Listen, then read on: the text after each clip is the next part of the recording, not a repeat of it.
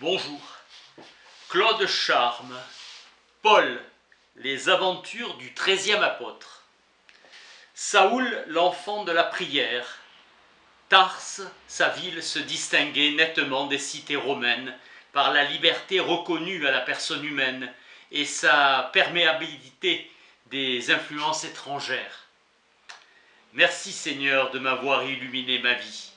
Ce fils que je désirais, tu me l'as donné et je l'élèverai dans la crainte et l'amour de ton saint nom. Je l'élèverai dans le respect de tes paroles. Saoul fut circoncis. Dans les familles pharisiennes, il fallait concilier l'étude avec une occupation profane. Pas question de ces intellectuels graves et pédants, incapables de gagner leur pain. Le petit Saoul ira dans l'atelier de son père, il ira à Jérusalem. Il apprit à bien lire et écrire le grec, l'araméen et les grands faits de l'histoire d'Israël. La poésie l'enchantait. À 14 ans, il voulait apprendre la vérité. Les païens n'observent pas les commandements de Dieu et il ne les châtie pas. Pourquoi? Il nous punit. En l'an 770 de la fondation de Rome, Saoul avait 15 ans. À la recherche de la vérité, Saoul se jeta avec acharnement sur les textes sacrés de la Torah. Il n'existait pour lui que l'écriture et il resta célibataire. Il fut nommé scribe à Tarse après être devenu docteur de la loi. À 26 ans, il entendit parler d'un Galiléen appelé Jésus qui fait des miracles. Saoul est très saint et très savant et pense que Jésus est un imposteur qui s'entoure de déguenillés et de mendiants. Saoul rencontra un témoin du Galiléen au temple quand il renversa les tables des changeurs et des marchands. La maison de Dieu est une maison de prière, dit-il, et non une caverne de voleurs. Il guérit alors des aveugles et des boiteux. Des prêtres s'indignèrent et Jésus quitta le temple par la porte dorée sous les louanges des enfants. Saoul explosa de colère et ne le crut pas. Ce sont des charlatans. Saoul alla à la synagogue et prêcha le malheur à la nation pécheresse.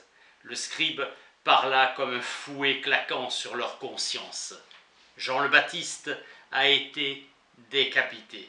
Le Galiléen a ressuscité Lazare de Béthanie et à Jéricho, un aveugle a recouvré la vue. Saoul ricane toujours des pauvres et des mendiants. Il s'attache à ceux qui souhaitent une révolution. Non un collecteur d'impôts, Lévi a abandonné sa sacoche pour redevenir son disciple. Il se fait appeler Matthieu. Zaché, se faisant son disciple, a distribué sa fortune aux pauvres. Saoul était agacé par ces rumeurs. Jésus se proclame roi des Juifs. Ce Nazaréen est un fauteur de troubles. Après la Pâque, on apprit que Jésus était mort, arrêté, jugé et crucifié. L'exécution a eu lieu près de la porte d'Éphraïm, lieu appelé Golgotha.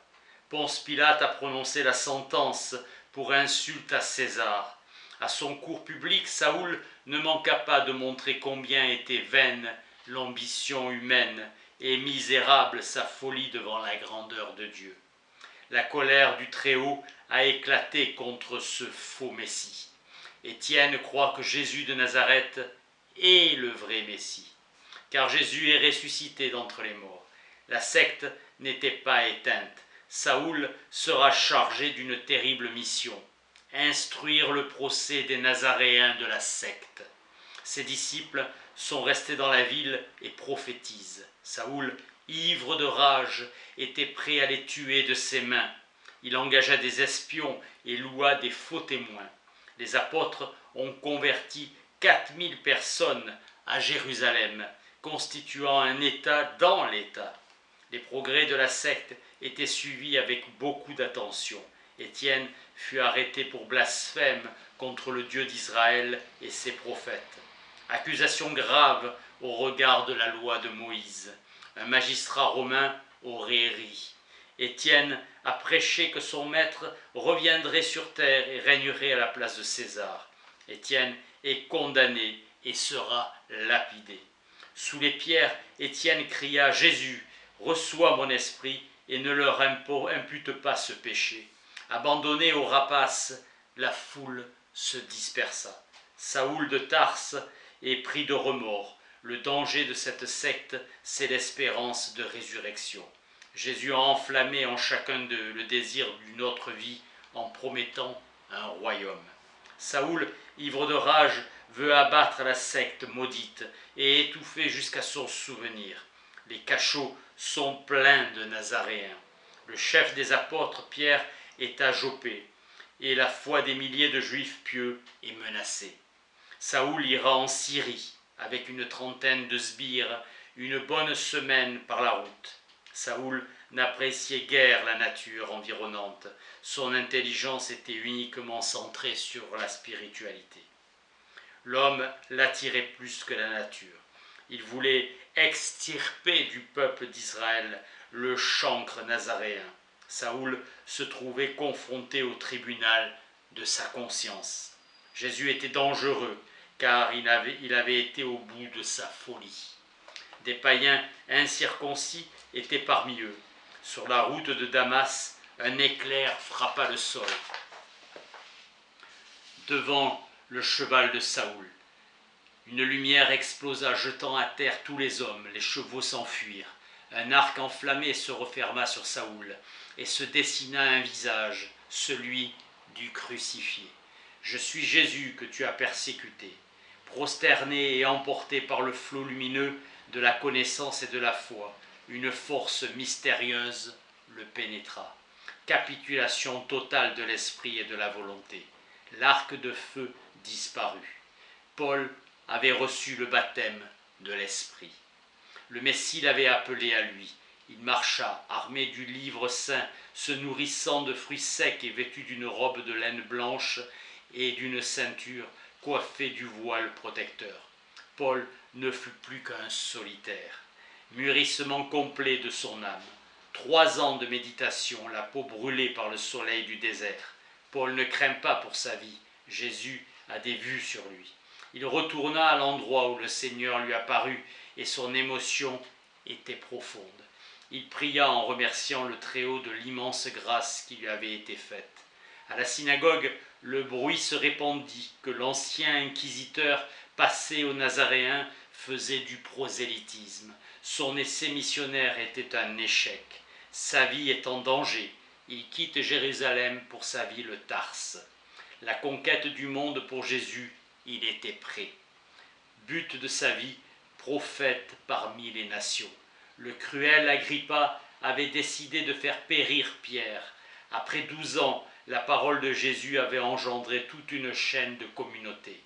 La circoncision a été le signe de l'appartenance au peuple de Dieu, mais aujourd'hui tout homme, par le baptême, est adopté par Dieu et le signe ancien est désormais superflu. Ce qui compte est d'être une créature nouvelle. Le très noble Sergius Paulus, proconsul romain, demanda à recevoir le baptême de la main de Paul de Tarse. Naissance de cette église en Asie. Paul ne connaîtra jamais la paternité selon la chair. La loi de Moïse est caduque et le fils de David la transformera. Crainte du judaïsme. Paul déroula le monde sous ses pas. Paul fit don de l'atelier de son père à sa famille. Les jeunes églises se développaient de façon anarchique par manque d'enthousiasme. La présence de Paul leur donna une seconde jeunesse grâce à leur fondateur. Que le Seigneur vous accorde la joie et la paix. Il existait en Grèce un obscur élan vers quelque chose de supérieur et de transcendant, vers le Dieu de Socrate, de Platon et d'Aristote, un tâtonnement vers le Dieu unique et vrai. Les épicuriens tenaient la divinité pour inaccessible à l'homme, indifférente au jeu du monde. Les stoïciens croyaient en une âme de même essence que le corps et cherchaient la loi du devoir. Les philosophes se regardèrent interloqués quand Paul leur parla de résurrection. Les propos de ce juif étaient bien étranges. On demanda à Paul de s'expliquer sur la doctrine qu'il prônait, auditoire païen sur lequel le judaïsme n'a jamais eu de prise. Paul dit que les Athéniens étaient les plus religieux des hommes. Vos temples sont beaux et élevés aux divinités. Chaque dieu a son sanctuaire, même un pour le Dieu inconnu. C'est ce Dieu que vous vénérez sans le connaître. C'est lui que je viens vous annoncer. Les Athéniens trouvèrent cet homme très ennuyeux, puis rirent au sujet de la résurrection. C'est un illuminé. Paul n'avait même pas prononcé le nom de Jésus. Paul se résigna à cet échec. Il n'avait pas su toucher leur cœur. Attaquer les philosophes sur leur terrain, c'était une théorie parmi d'autres pour ces intellectuels. Une église avait peu de chances de naître à Athènes. Paul affirma que le mariage sanctifié par le Christ était indissoluble, même en cas de séparation des corps, les époux ne pouvant se répudier ni se remarier. La virginité était recommandée. Paul de Tarse devient la cause innocente ou coupable d'émeutes. Les grands prêtres froncèrent le sourcil. Paul devra être jugé devant le tribunal de César. Innocent des actes qu'on l'accuse à Rome, il sera à Jérusalem assassiné. Paul bénit ses amis. Paul sera lavé de toute accusation. L'évangile était révolutionnaire en lui-même et l'esclavage était ébranlé. Sénèque invita 2 jours Paul dans sa propriété.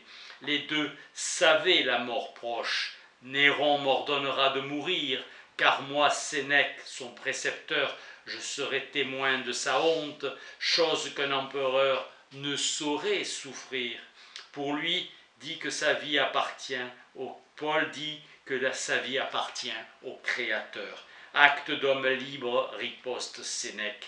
Des Romains ont compris que ta religion est l'ennemi mortel de l'Empire. Paul rétorqua qu'il respecte les lois. Mais le christianisme, dit Sénèque, s'attaque aux bases même des empires. Force, mépris de l'homme, injustice et haine. En répandant ton évangile, tu t'élèves contre Rome. Aimez-vous les uns les autres, mais c'est la révolution. Tu tiens la victime pour égale du bourreau, la femme pour l'égale de l'homme. Tu apprends à lire aux pauvres. Rome te craint plus que Spartacus. Car ta révolte est dans les esprits et les cœurs. Elle ne peut se combattre avec des armes. Paul était impressionné. Ton Église devra composer avec le pouvoir, sinon elle disparaîtra. Crète avait une réputation de peuple corrompu aux vices les plus infâmes. La générosité des églises permettait à Paul de voyager rapidement dans de bonnes conditions. Mais un incendie a ravagé Rome, 200 000 morts. 2 semaines durant, l'incendie ravagea la ville et les Juifs et les chrétiens sont tenus pour responsables de cette catastrophe. Le petit peuple le croit et Rome se reconstruit. Néron a même rebâti le cirque, lui qui déteste les jeux d'arène. César sait que l'ennemi qu'on ne tue pas vous tue. Les Juifs ont prévenu que Paul est un individu dangereux. Jésus a pardonné à ses propres assassins. Repens-toi et tu seras sauvé. À Rome, des sénateurs influents, ennemis de Néron, commençaient à s'inquiéter des progrès de cette religion étrangère. Paul apprit que Marie, mère de Jésus, n'est plus, et il pria pour cette âme pure qui n'aspirait qu'à rejoindre son enfant. Paul enseignant aux enfants d'être respectueux des autorités et de prier pour le salut de l'empereur. J'enseigne aux hommes à mieux se nourrir pour mieux vivre, à mieux se soigner pour vivre plus longtemps. Un conseiller lui dit qu'il voulait détruire les dieux latins. Paul rétorqua qu'il n'y a pas de dieu latin. Il sera arrêté et condamné. À bientôt, dit-il, dans la paix du Christ. Jésus est amour. Un grand souffle de vent vint effacer sur la route poudreuse la trace des derniers pas d'un homme qui avait beaucoup marché. Merci.